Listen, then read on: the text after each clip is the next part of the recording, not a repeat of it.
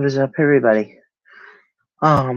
If you remember from last night or didn't see last night's episode, um, good because I'm gonna restart this as a new thing. It's the same thing. It's just for those of you who didn't see last night's episode. I'm doing this for you.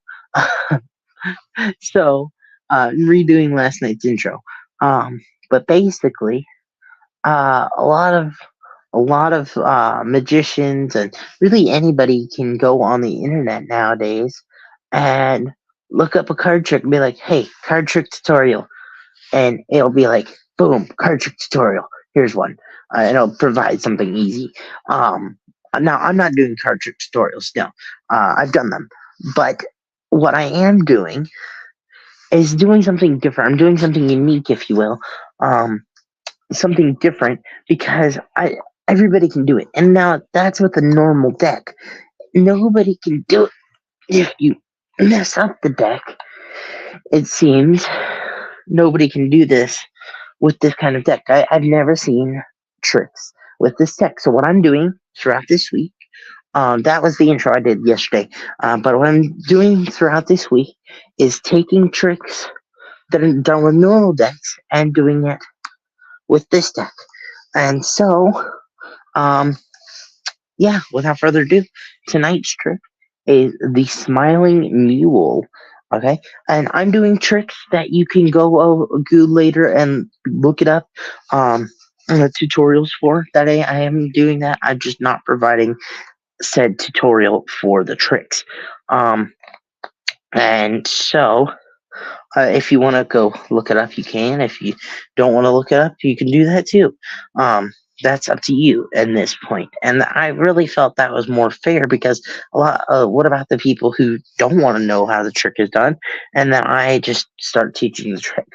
So that was my point for doing it this way. Now,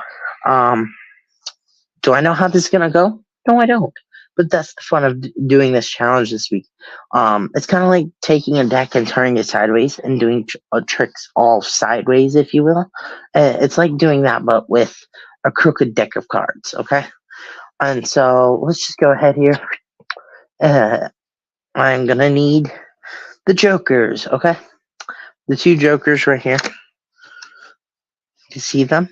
Okay, and all I'm gonna do is now this trick is going to be a little trickier than normal because if you notice when I place them face up into the back, they look normal right now, right? Looks like it's going to go straight in line, but it doesn't. Yay! And so if I do anything sneaky, you'll see my every move. This was how the premise of last night's trick was. You could see the card sticking out if a card is upside down.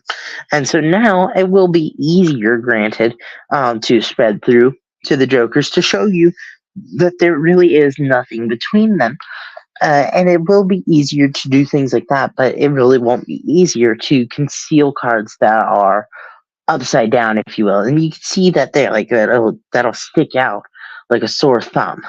But all I'm going to do is I'm just going to take the deck, like so, like you saw me, I'm just going to turn it face up, or face down. Yeah, it was already face down. You know what? I'm just going to turn it like that, and you can see here, the card is upside down. Watch.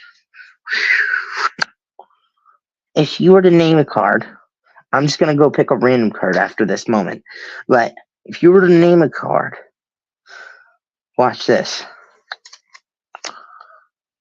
One joker jumps to the top, one joker jumps to the bottom, which means somewhere in between is that card you would have named. Let's just say you named the Four of Hearts. No, let's go with the Ten of Diamonds. Four of Hearts was kind of obvious because I've talked about it before. Ten of Diamonds, though. See, that it's in between it. Let's say you had a name Ten of Diamonds, it's in between it. Ta-da! It's in between Joker. Okay. See, now this is where you would be disappointed and be like, "Oh, that's not what I wanted the magician to do. I wanted the magician to put the Joker, my card, in between the two Jokers." And so I would show you that there's no other Jokers in the pack and no other 10 of diamonds in the pack. And like I said, this is going to be a lot harder to conceal if a card is backwards in the pack. And so, how am I going to do this? Well, I'll tell you how. I want you to wish, I want you to wink and double blink. Yeah, like a Mary Poppins wink. Then you blink. And then you double blink. No, I'm kidding. That's just a whole bunch of process that nobody needs to worry about. But you'll see the jokers actually correct themselves. You can see in the pack, that's one joker, two joker. They're corrected. They're back in the center of the pack of where they were. But there's something different with this pack now other than the jokers being back in the middle. Watch. If I just spread through to the jokers, you can see that. All right, let's do it this way because of the lighting. You can see that's a joker, that's a card, and that's a joker.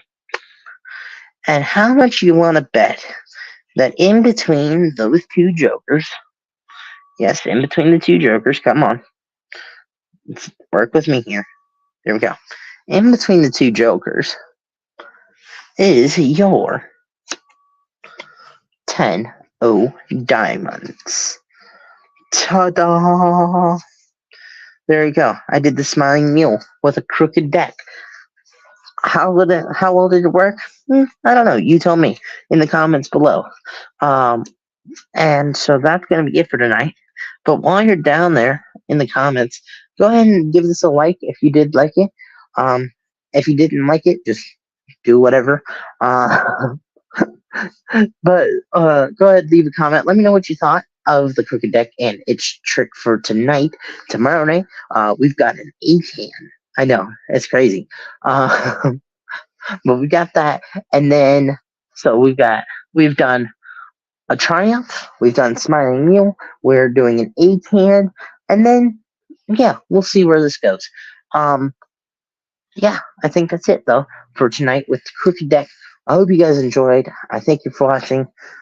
Yeah, don't forget to hit all those buttons down at the bottom, including the subscribe button, ring notification bell, and I will see you guys tomorrow. Thanks for watching. Peace, and have a blessed night.